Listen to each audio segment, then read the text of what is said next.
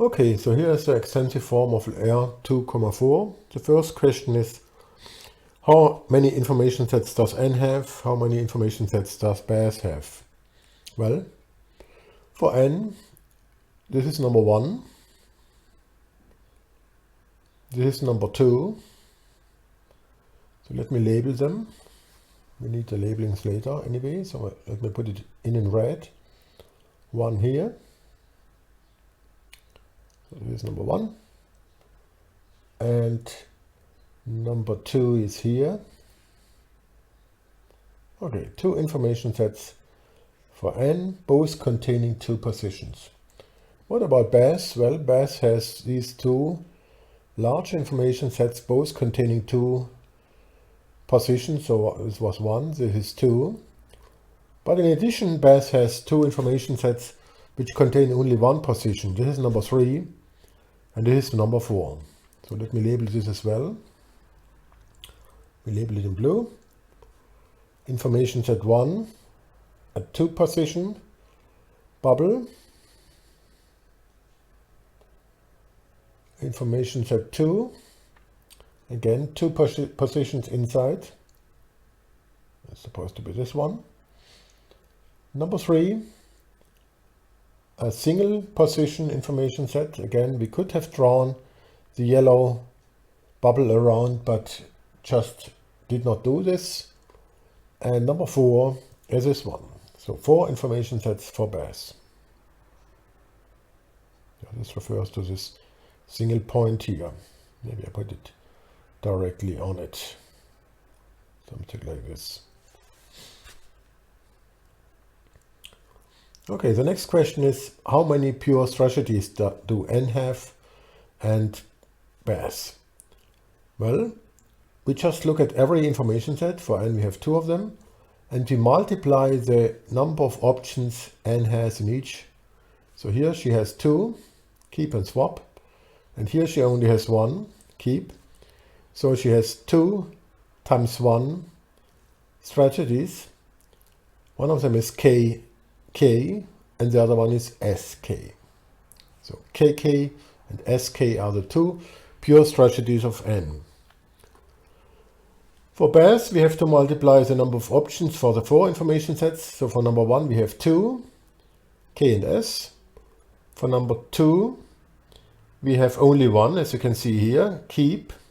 The same here, keep. So only 1 in number 2. In number 3, we have again 2 of them, keep and swap. And for number 4, we have again keep and swap. So we have 2 times 1 times 2 times 2, which is 8. So the next question is, what happens if N plays SK and Baz plays KKSK? So let me write it down first. N is supposed to play SK, swapping in the first information set, keeping in the second one. So this is what N does. And Baz is supposed to play KKSK. So we do it in blue again. KKSK, keeping in the first 2 information sets, swapping in the third one, and keeping again in the fourth one. Let me highlight these options. Let me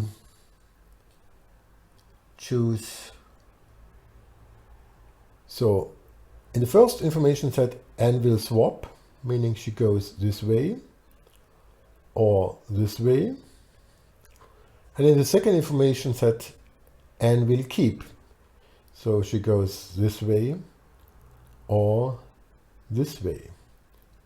And for blue, in the first information set, Baz is supposed to keep. So here, first information set, Baz keeps. Here's another position in the first information set, Baz keeps. In the second one, keep in mind this large one was the second one, Baz is supposed to keep as well, keeping and keeping. In number 3, she is supposed to swap. And in number 4, she is supposed to keep as well. So here you see in red and blue what N and Baz will do in each position.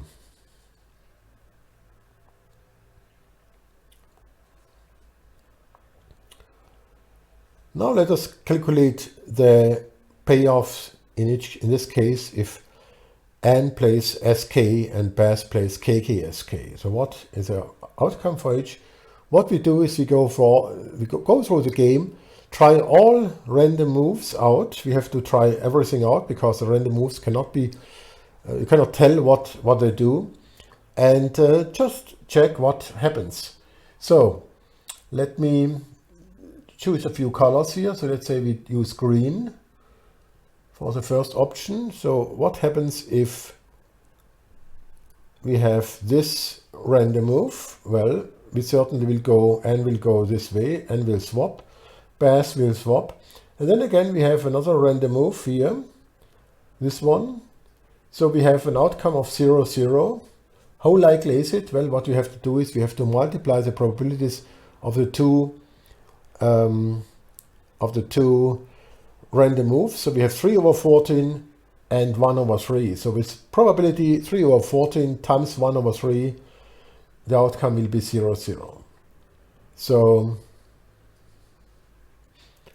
maybe I should draw this on the side. Let me see.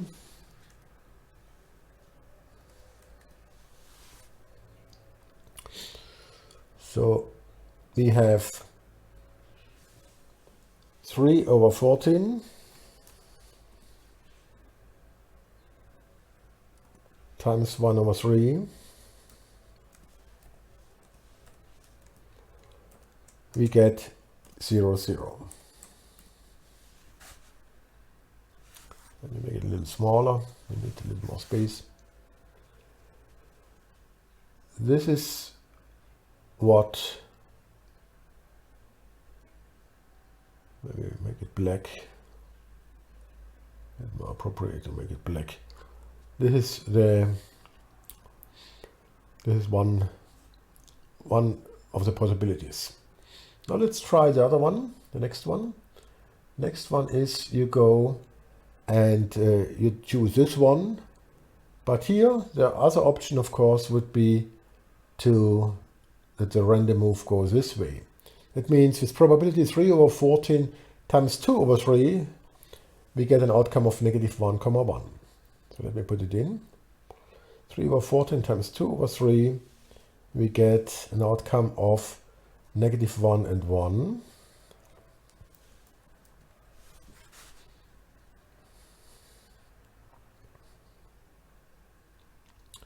So these are the two possibilities we have if the random move here is like this. Let me now decolor it. Oh, sorry, we cannot decolor it. No, I color it in a different way. So maybe I use a gray here for the second one, for the next one. Next option would be you go this way. What does N do? N goes swapping. Baz goes keeping. We have 1 and negative 1. How likely is it? Well, we have 4 over 14. So with probability 4 over 14, we get a 1 and negative 1. So let me put it in. 4 over 14, we get 1 or negative 1. 1 or negative 1. So this is the next one. Maybe I put it here, a little space. The next one maybe in orange. Oops, wrong button. So we go this way. It's not working.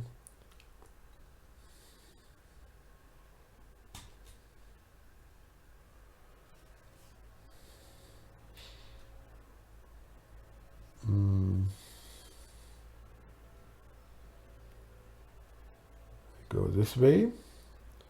N keeps, Baz keeps. We get 1 and negative 1 with probability 4 over 14. So with 4 over 14 we get 1 and negative 1. Again, like before.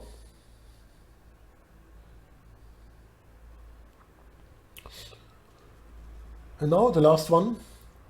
Maybe the last one in green again. We go this way, sorry. We go this way. N goes keeping, Baz keeps, we get 0, 0, and the probability is 3 over 14. So with probability 3 over 14, we get a 0, 0. So these are the 5 possibilities that could occur based on the random moves. And now the question, of course, is what is the outcome for n? Well, we just have to multiply, we have to calculate the expected value formula, we multiply the probabilities and the payoffs. So for n, it's 3 over 14 times 1 over 3, which is 1 over 14 times 0, which is 0.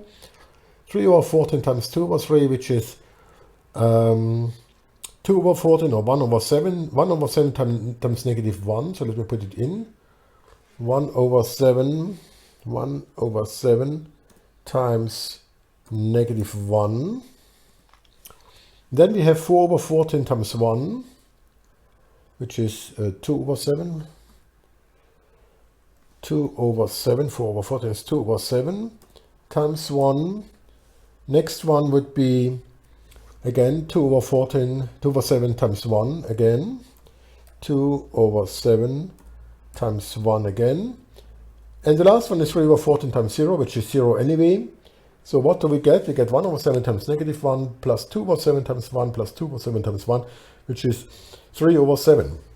So the payoff for n is, the expected payoff for n is 3 over 7. Maybe I should do this in red again because it refers to n.